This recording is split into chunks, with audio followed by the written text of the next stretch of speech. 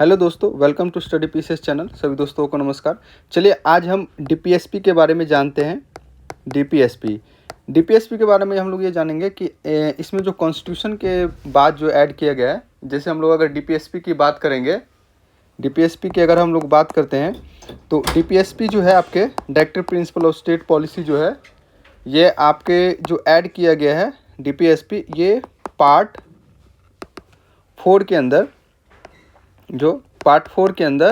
जो आर्टिकल आपके हैं, आर्टिकल जो हो गया आपका 36 से 51 तक आर्टिकल इसमें मेंशन किए गए हैं। ठीक है।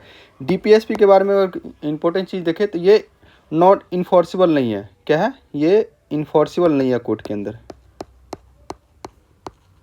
कोर्ट में इन्फोर्सिबल नहीं है। ठीक है।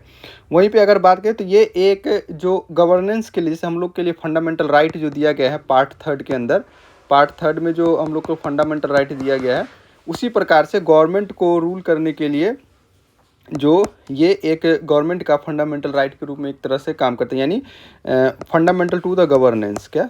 फंडामेंटल फॉर या टू द गवर्नमेंट। ठीक है, ये गवर्नमेंट के लिए होता है।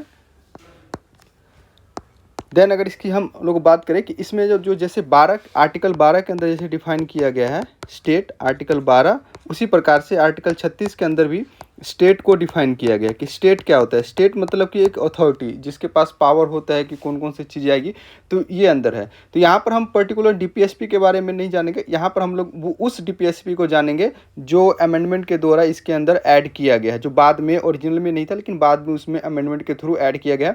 तो पहला अगर हम लोग देखें तो सबसे पहले 42nd अमेंडमेंट एक्ट हुआ था, 40 कॉन्स्टिट्यूशनल अमेंडमेंट एक्ट 1976। ठीक है। इसके अकॉर्डिंग अगर बात करें तो इस समय 4 आर्टिकल जो है डीपीएसपी के अंदर जोड़ा गया था। तो पहला आर्टिकल एक जोड़ा गया था आर्टिकल 39 में। क्या? आर्टिकल 39 में इसमें जोड़ा गया था कि जो आपको जो चिल्ड्रन के लिए जो है एक सिक्योर और opportunity, secure for the healthy development, children के लिए क्या करना है? एक सिक्योर अपॉर्चुनिटी करना है, secure opportunity for the children. ठीक है, एक ये ऐड किया गया था। देन अगर बात करें तो आर्टिकल जो आपका है आर्टिकल 39A, आर्टिकल 39A के अंदर जो प्रमोट किया था इक्वल जस्टिस को प्रमोट किया गया था, promote equal justice by providing free legal aid. क्या? फ्री लीगल एड की बात कही गई इसके अंदर। क्या? फ्री लीगल एड की बात कही गई है इसके अंदर। तो ये कौन से? Article 39A। देन अगर हम बात करें नेक्स्ट, तो इसी के द्वारा जो किया गया था, एक जो वर्कर जो है, वर्कर का जो मैनेजमेंट के, जो मैनेजमेंट ऑफ इंडस्ट्री है, management of industry, management of industry इसमें जोड़ा गया था। तो ये कौन से आर्टिकल के थ्रू जोड़ा गया था? तो आर्टिकल 43A ये इसके अंदर ऐड किया गया था ताकि जो वर्कर की मैनेजमेंट है वो इंडस्ट्री के अंदर हो सके। एक ये ऐड किया गया था। उसके बाद एक और आर्टिकल 48A ऐड किया गया था। क्या? Article 48A। इसके अंदर क्या किया गया था? इसके अंदर क्या गया था कि जो हमें जो प्रोटेक्ट करना है इन्वायरमेंट के लिए, और जो प्रोटेक्शन करना है इन्वायरमेंट का, and safe guard forest and wild life, forest और वाइल्ड लाइफ के लिए कुछ सेफ गार्ड जो करने हैं वो इसके अंदर चर्चा की गई थी। देन अगर देखें तो ये सारे अमेंडमेंट जो किए गए थे 42nd अमेंडमेंट के थ्रू किया गया था। नेक्स्ट अगर हम लोग बात करें इसी डीपीएस में, तो ये कितने हो गए? ये 4 हो गए। अगर पाँचवें की अगर हम बात करें कि पाँचवा कौन सा ऐड किया गया था, तो पाँचवें की अगर हम लोग बात करते हैं तो 1978 में 44th कॉन्स्टिट्यूशनल अमेंडमेंट एक्ट हुआ था। ठीक है, 44th कॉन्स्टिट्यूशनल अमेंडमेंट एक्ट। तो इसके अंदर एक डायरेक्टिव प्रिंसिपल ऐड किया गया था। इसमें कहा गया था कि जो इनकम स्टेटस है ना उसको कम करना है। तो इसमें क्या कहता है? तो मिनिमाइज द इनइक्वालिटी। क्या? Minimize the inequality. क्या करना है? मिनिमाइज द इनइक्वालिटी और इन इनकम, स्टेटस, फैसिलिटी और अपॉर्चुनिटी, जो भी चीज़ है उसके अंदर जो इनइक्वालिटी है उसको मिनिमाइज़ करना है, तो ये स्टेट का रिस्पॉन्सिबिलिटी होगा। तो ये इसमें कहीं बात कही गई थी।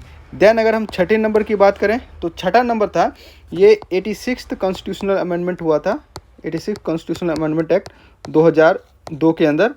ठीक है, इसके अंदर क्या कहा गया था कि इसके अंदर जो आर्टिकल 15 है डीपीएसपी का, आर्टिकल 45, आर्टिकल 45 जो है इसके अंदर जो एलिमेंट्री एजुकेशन जो है, एलिमेंट्री